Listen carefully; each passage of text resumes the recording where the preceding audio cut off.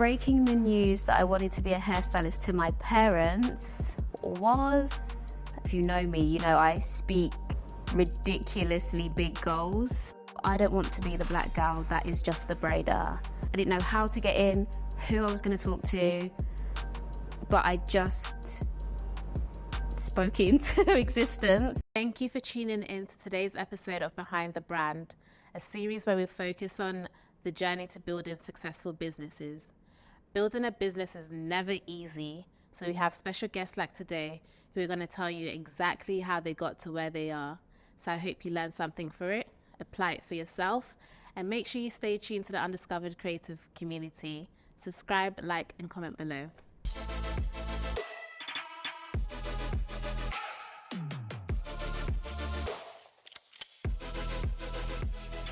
Hi, my name's Lucy. I am the face behind The Hair Co, and I'm a hairstylist based in London and all over the world.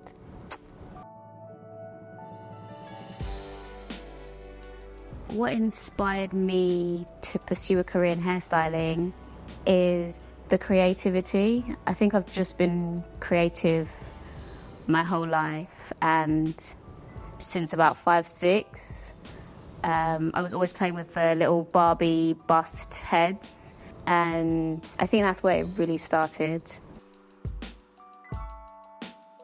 I think my journey is very odd compared to people, but initially I started out not charging friends and family. I always had to beg friends and family to do their hair. Like, please let me do your hair. Please, can I do your hair? I'll do it for free. Please, can I? And they were like, yeah, maybe no, maybe yes. And then I slowly started building a client base that wasn't friends or family. And I would charge them, obviously, like smaller amounts, because that's, I guess, a confidence level, probably where I felt I was at. And they were paying, and I was like, hold on a minute. Yeah, you should be paying. So I would then purchase hair and say, well, if you pay me the hair price, the price for like the pack of hair, I'll do your hair.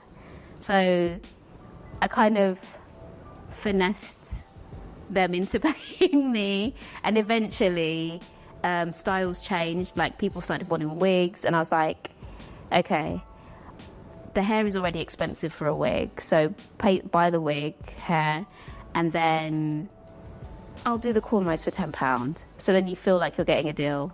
But one day I kind of was like, I want to do something different. I'm someone that always wants to do something that I think people aren't doing. So I went and trained as a barber, and that was an experience, because in barber school it was all hair types, and actually it was more type 1, 2 hair, so straight wave, like a little bit of wavy hair.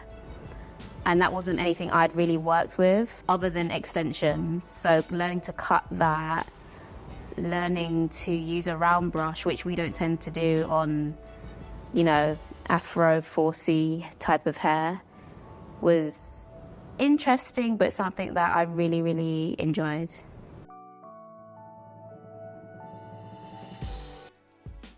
Well, breaking the news that I wanted to be a hairstylist to my parents was an interesting journey, and you can keep that slow. Because obviously, coming from an African background, Ugandan specifically, and a background of people that work in the medical field, yeah, I was supposed to be a doctor, or if you don't want to be a doctor, be a lawyer or an accountant or something boring in an office, which is fine for everyone else, but it just wasn't for me. My sister did that path and isn't a nurse today. But yeah, it was interesting. My mom was interesting. She's very creative, so I learned a lot of my creativity from her. But she loved her job as a nurse, so she couldn't understand why I didn't want to work in the medical field, or why I didn't want to become a nurse. And I was like, I don't like being around sick people. It makes me feel sad. I want to make people feel good. she wasn't happy with that. So I actually studied for a little bit and did not finish it because I was busy doing everyone's hair. But yeah, she didn't take it well at first, so I didn't actually tell her for a very long time.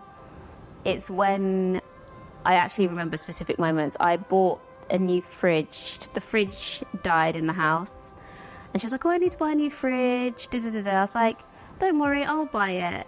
She was like, "Okay, well, I like this one because that's in the budget, but ideally my dream fridge would be this." So I bought her her dream fridge, and she was so happy. And then I bought her some other things, and then I broke the news to her that she was like, "So when are you going to study? What are you going to do? What are you going to do?" And I was like, "Yeah, I'm going to do hair." And she was like, "What?" I was like, "Yes, hair." And luckily for me, I'd been working and making money. I was like, "Remember when the fridge broke and you needed a new fridge? And I bought the new fridge, the one that you liked. Yeah, remember when this? And I paid for this." And she was like, I want to be really mad, but I do like my new fridge. So I think once she saw that it's something that I could make money from, of course, a typical African parent, she was like, "Okay, fair enough." I think the defining moment for her is when she saw the hair that I did for my aunt's wedding. And everyone was like, "Wow, this is amazing, this is beautiful." And then from there, "Lucy can do it, Lucy can do it, Lucy can do it." And I'm like, "I can't do it, I don't want to do it." I'm not doing it.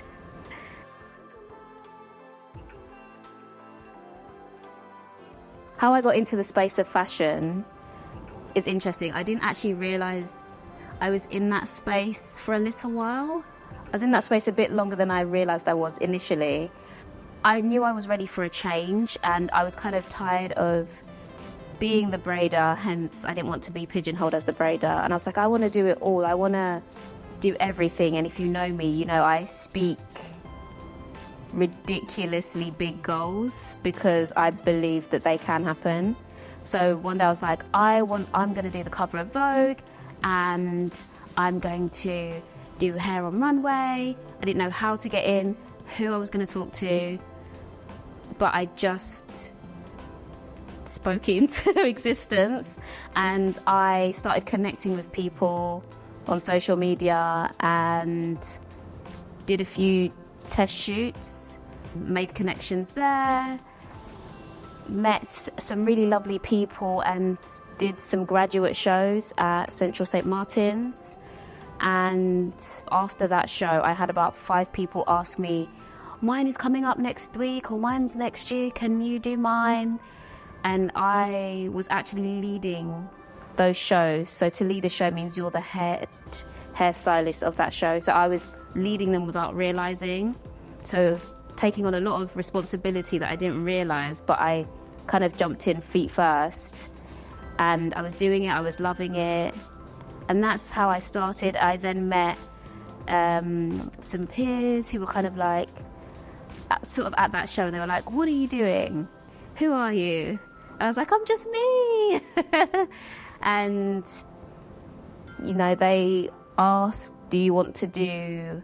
I have a show next week. I think it was really short time. It was either a week or like 2-3 days. And they're like, "I have a show, London Fashion Week. Do you want to do it?" And I was like, "Yeah, I'm there, but I can only braid at the moment." And they were like, "Yeah, that's fine." And after that first show, you know, I was asked feedback, "How do you feel it went?" And I was like, it was great. And that was the moment I was like, I don't just want to be a braider, by the way.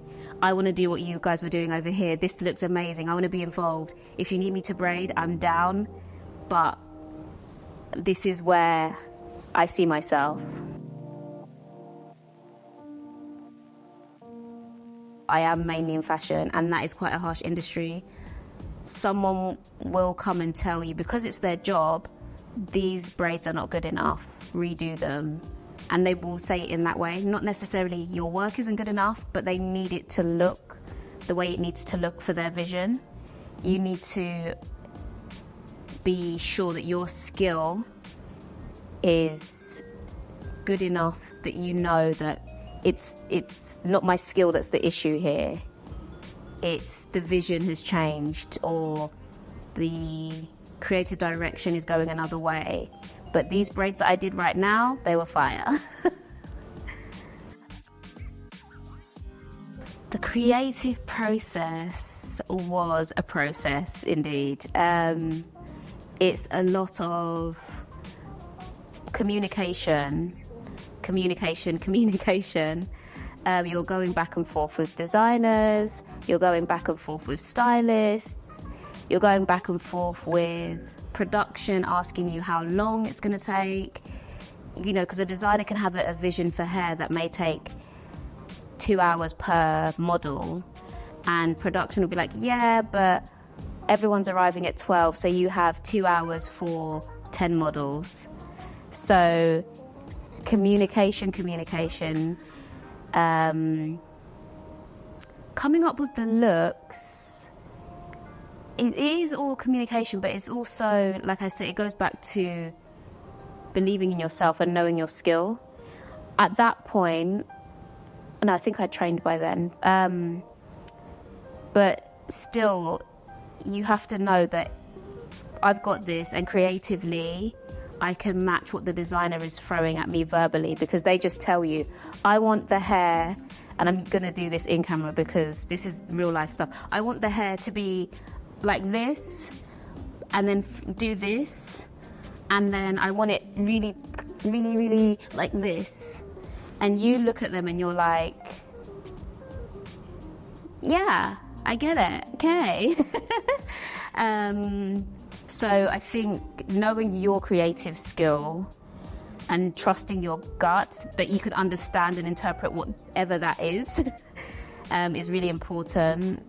I think then gathering a team is the next big step, and that comes into, it's not just about having a team. For me personally anyway, I need a team that flows with my vibe, because your vibe is your tribe. That's my saying. I love that, because I am genuinely who I am. So if you genuinely get along with who I am, the workflow is so much easier, so much faster. You understand, in that environment it can be stressful, so please and thank yous can go out the window because time is crunching. So you can understand when I can say, I need 4 people over there, do this, like, you know what I mean. Someone will be like, I know her, I know what she means, I get what she's saying. And then when I've calmed down, or like I have time to say please and thank you, I'm like, thank you, now I'm coming back over to explain, I hope you understood what I meant, can we get this hair wavy? You know, there's a lot of noise backstage, so things happen. But yeah, your tribe is your vibe is your tribe. I very much flow with that.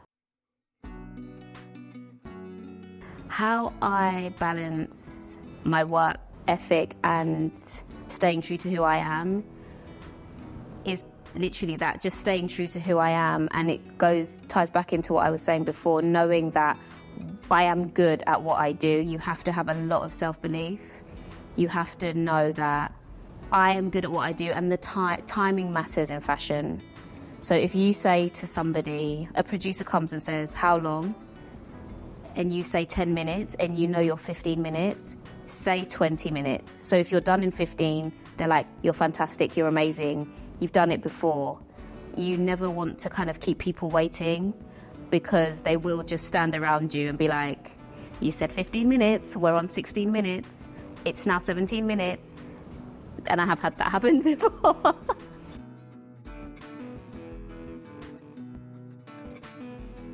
My biggest challenge was being pigeonholed, because, as I said, I want to do what I feel everyone else is not doing. So I was like, I'm coming in here and I want to do all hair.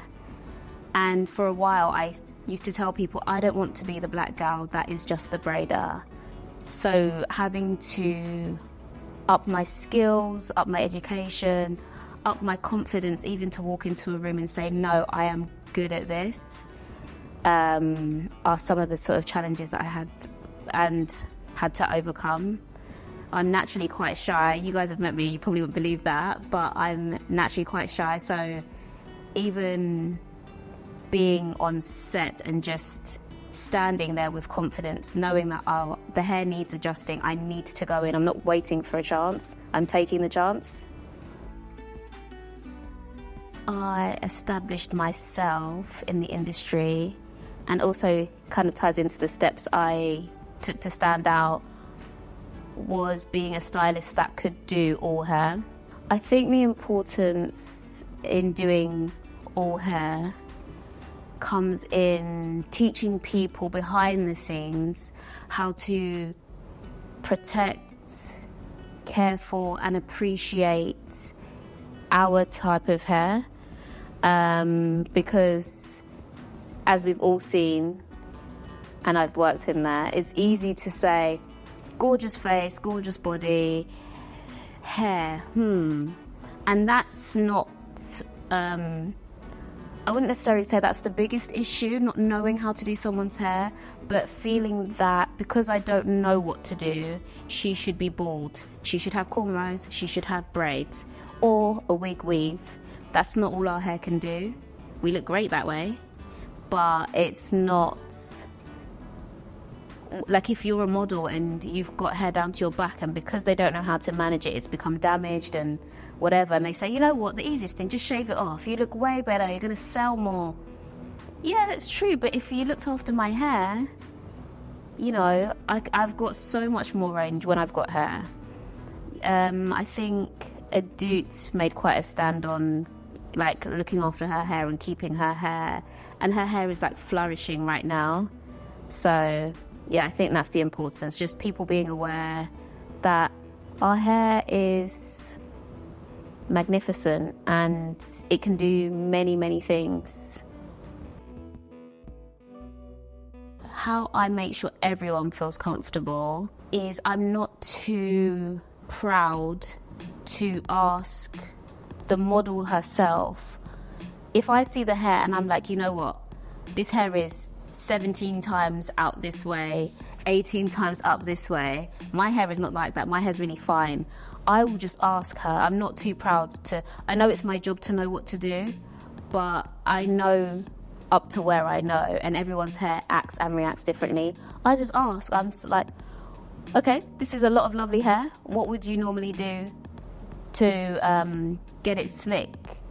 You know, how does gel work on your hair? I ask my models questions so that I can achieve my best work, but also so that they can go out looking their best, because it isn't a pet peeve of mine seeing models go out looking any type of way because someone was too proud just to say, look, hey.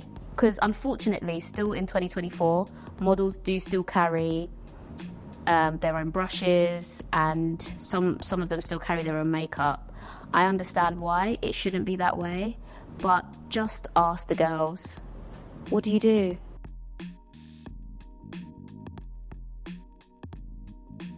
How I built a successful team is by finding like-minded people, finding people that are open to learning. I don't necessarily need you to know to be as skilled as me, but if you are open to learning and open to listening is quite important. People underestimate that, because ultimately the look and the show, the hair would be in my name. So if you're open to listening and doing it the way I envision it done, it might not be the way you need it done or the way you would do it, but doing it the way I need it done is really important. So being open to listening and understanding. You could come in and it be your first day brushing hair. As long as you can just be being a team player, just jump in. Look, guys, I'm just going to do all the hair brushing. I'll detangle everyone's hair, so that bit is something that someone else isn't doing. I think that's important. I don't really feel I balance the creative side because it comes so natural to me. So things that I would do in the creative side of like my brand is like going to expos, networking, going to competitions, just being around hair, I always say to myself, I'm like a self-proclaimed like hair creep. Like I just like to touch hair. I love every aspect when it comes to hair. Like I like to watch people cut hair. I like to watch people brush their hair because my brain just enjoys hair, all things hair. So that creative side comes so naturally.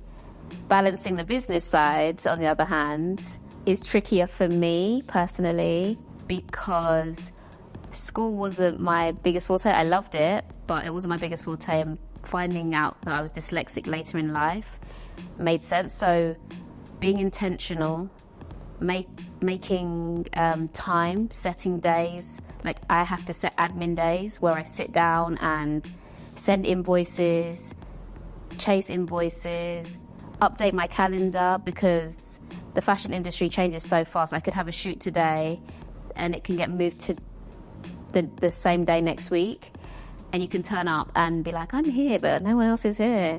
So I have to be intentional and set days, specific times, and be disciplined in those days. If I say I've set Monday to do all of this, I have to do it on Monday because I will just be at home creating hair looks.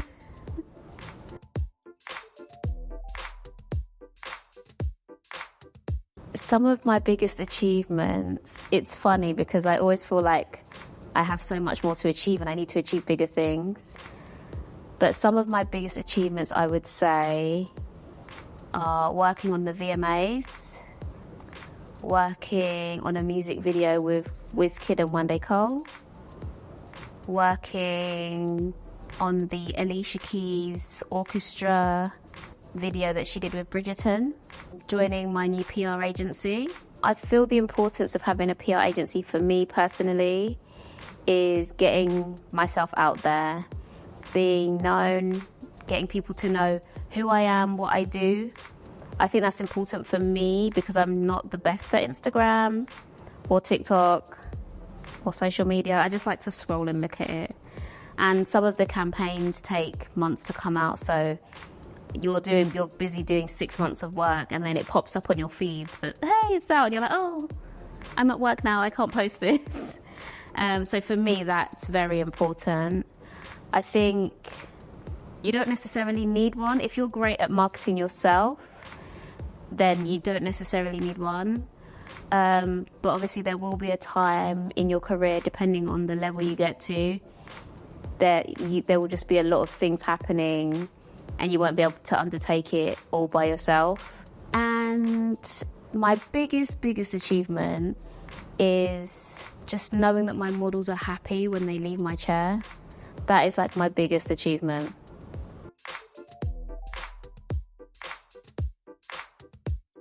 Future goals for my brand: to take over the world and to create a product line that encourages healthy hair, not just hair growth. People are very stuck on long hair, but is your hair healthy? Future projects. Well, this afternoon I have a dinner with Van Cleef, so that's very exciting. So hopefully this will be done by this will be out by that time. I am off to HairCon this evening, so that should be out by this time. I'm sure I have a lot of exciting things, so stay tuned, watch this space.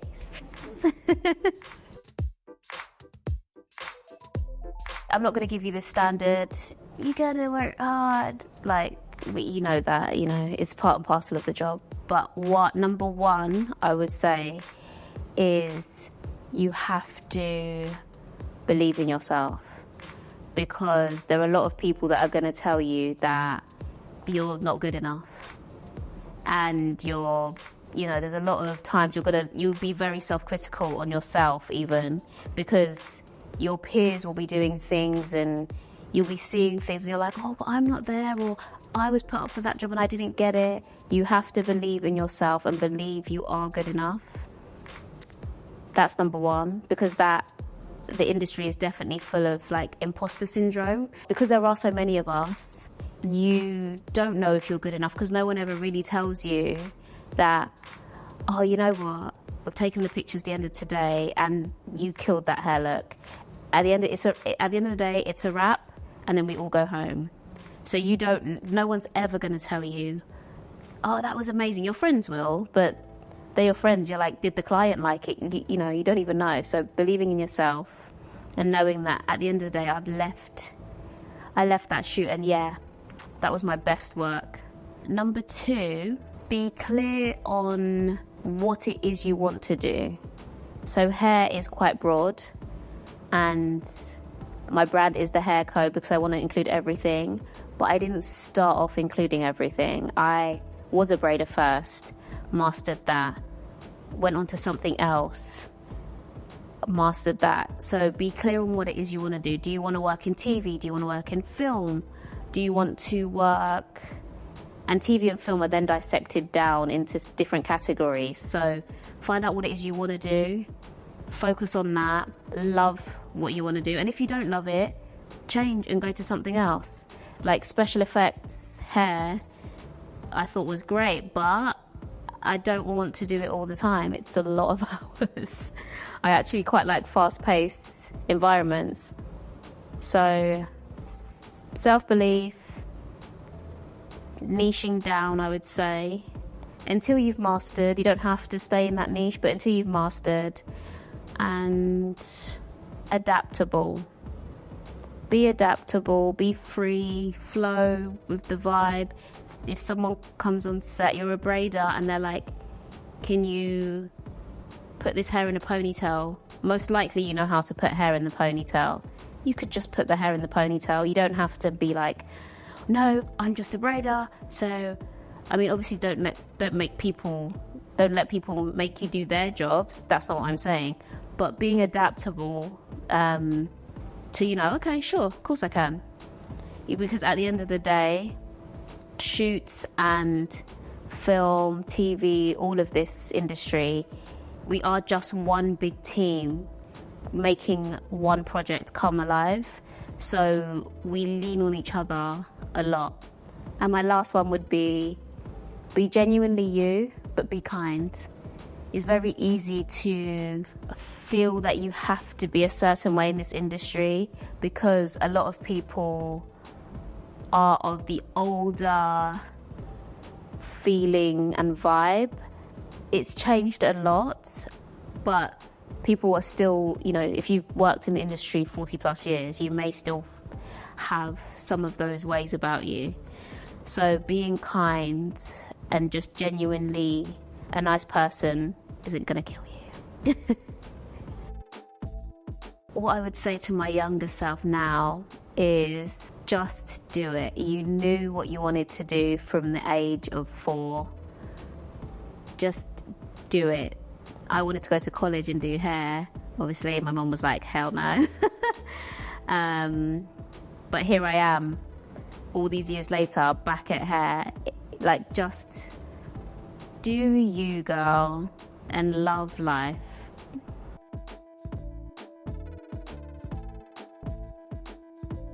I want to thank the Undiscovered team for having me. Follow me. I am the face behind the Hair Co. I know you don't see my face often, but this is me. Follow me at thehair.co on Instagram, TikTok, and pretty much everywhere else.